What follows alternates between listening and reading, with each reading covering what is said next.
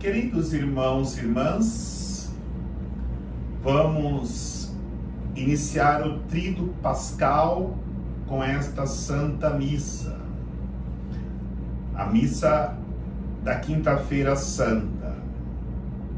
Ontem nós terminávamos o tempo da Quaresma. No período da manhã de hoje foi rezada a missa dos Santos Óleos, onde os bispos, nas suas catedrais, abençoou os óleos do crisma, da unção dos enfermos e do batismo, que serão usados nas paróquias para ministração dos sacramentos. E também os padres renovaram o seu compromisso sacerdotal diante do bispo.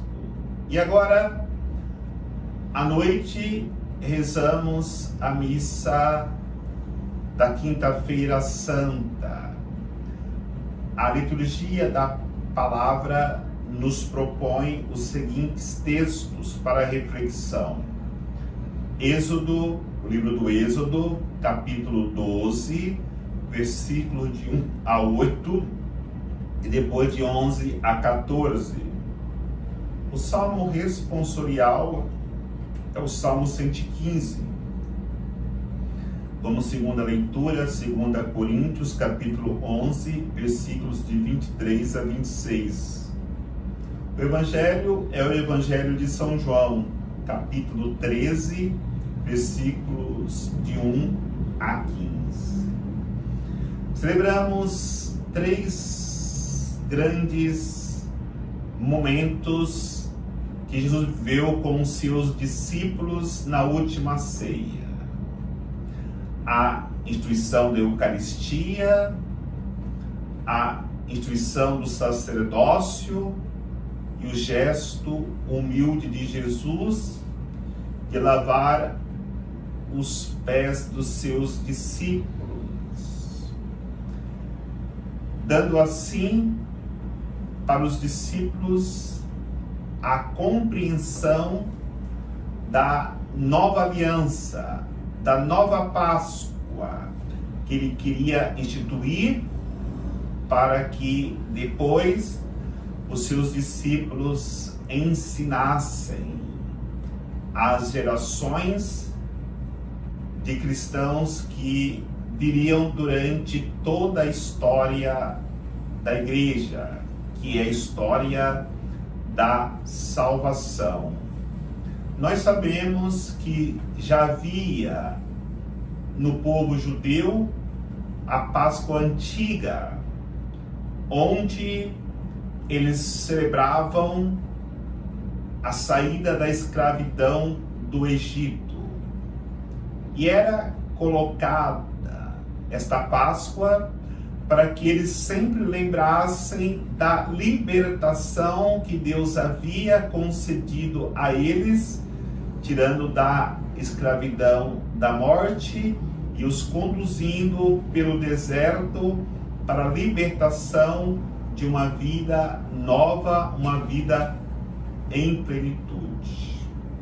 No entanto, por mais que o povo de Deus se esforçasse para viver essa Páscoa, eles encontravam muitas dificuldades, porque não era uma Páscoa que brotava do coração, mas uma Páscoa instituída sobre uma lei que deveria ser rigidamente obedecida. Embora a Páscoa antiga tenha uma grande semelhança com a nova Páscoa que Jesus instituiu com a sua presença no meio da humanidade, naquele momento que ele se reuniu para a última ceia com os seus discípulos. Quais são os elementos que coincidem da antiga Páscoa com a nova Páscoa, a nova aliança? Primeiro, é um mandato, como ouvimos na leitura de Êxodo, de cada família pegar um cordeiro e imolar. É claro que na nova Páscoa, o cordeiro que seria imolado seria Jesus. É o novo cordeiro que se imola e faz uma aliança com a humanidade, uma aliança de salvação. Como também vai dizer que ao cair da tarde, todos devem se reunir para poder comer a Páscoa juntos.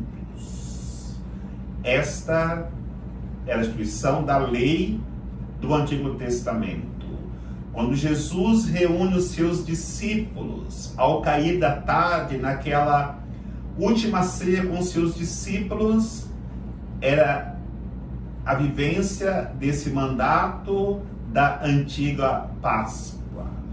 Hoje nós nos reunimos também ao cair da tarde na missa vespertina para podermos viver a nossa Páscoa, a Páscoa da nova aliança. E a antiga Páscoa dizia que eles deveriam convidar para participar os seus vizinhos. E assim faziam, todos juntos celebravam com alegria a libertação que eles haviam recebido de Deus, recordando o tempo da escravidão no Egito. Hoje também nós somos chamados a chamar os nossos vizinhos para irem à missa conosco, para participar desse momento tão sublime de vivermos a nossa introdução no tríduo pascal.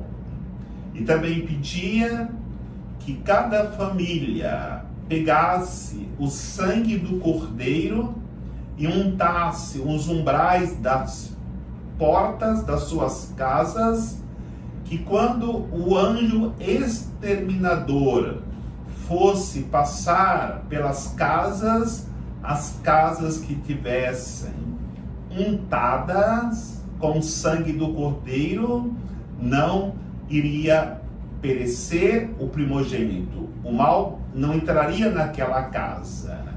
Hoje, na nova aliança, nós somos chamados também a untarmos com o sangue do cordeiro a nossa casa interior, o nosso coração, para que quando o inimigo passar, ele não extermine aqueles que estão marcados com a graça, com a força do Cordeiro, porque de fato exatamente esse alimento que Deus quer nos alimentar.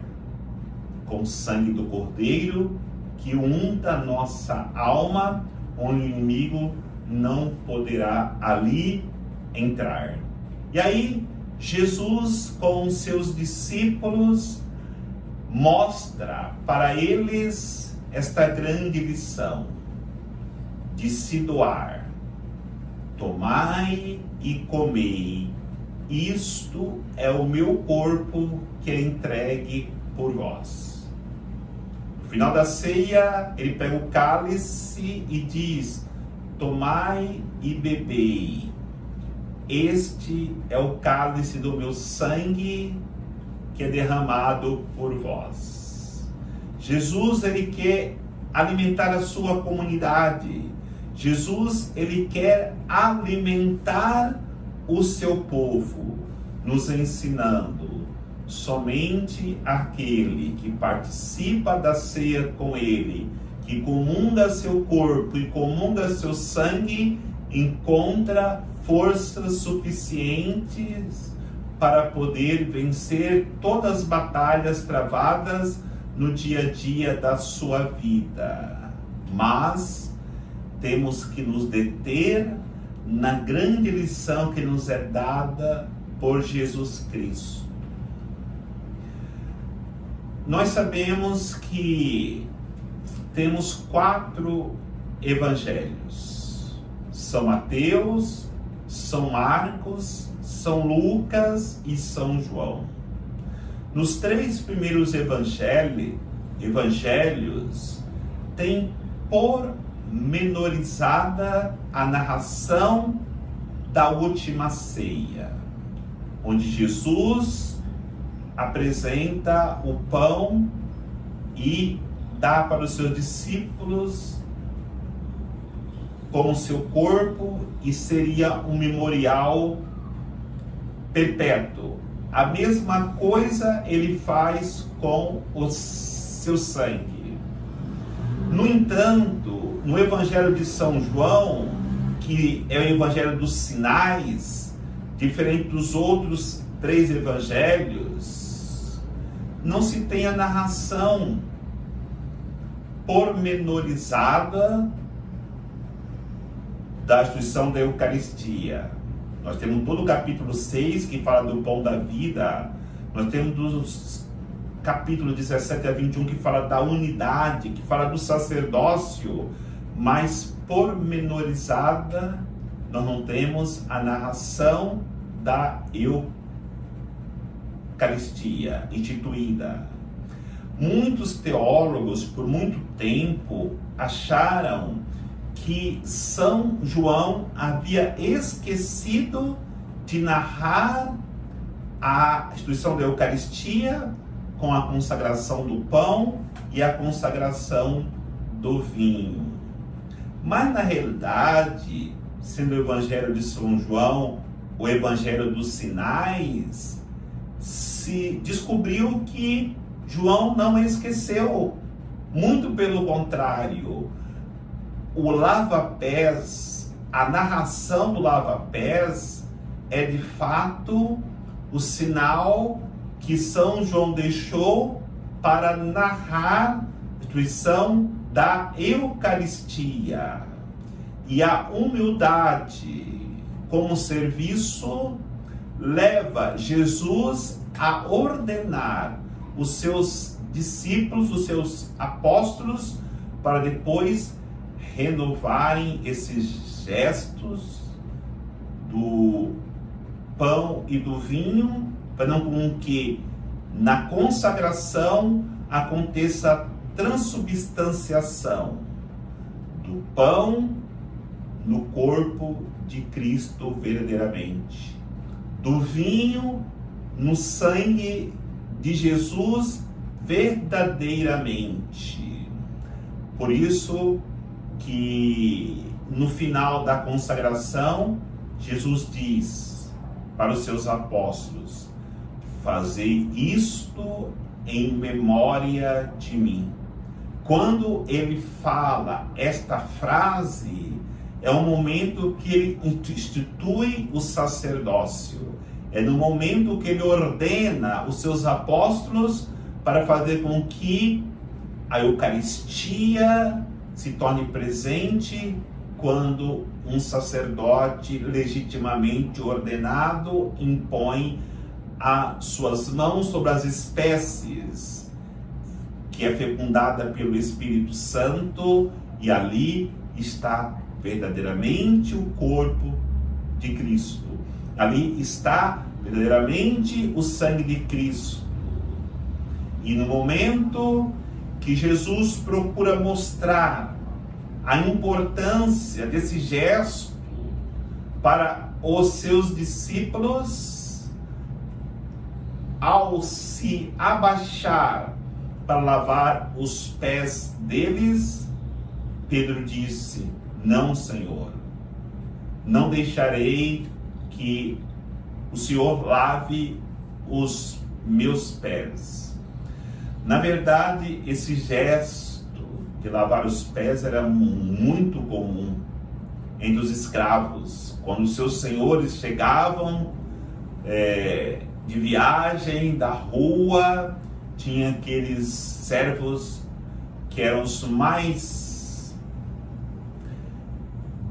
desprezíveis, que não tinham condições de fazer serviços maiores, que eram designados para lavar os pés dos seus senhores. E Jesus se apresenta assim, como esse servo que se agacha para lavar os pés dos seus discípulos.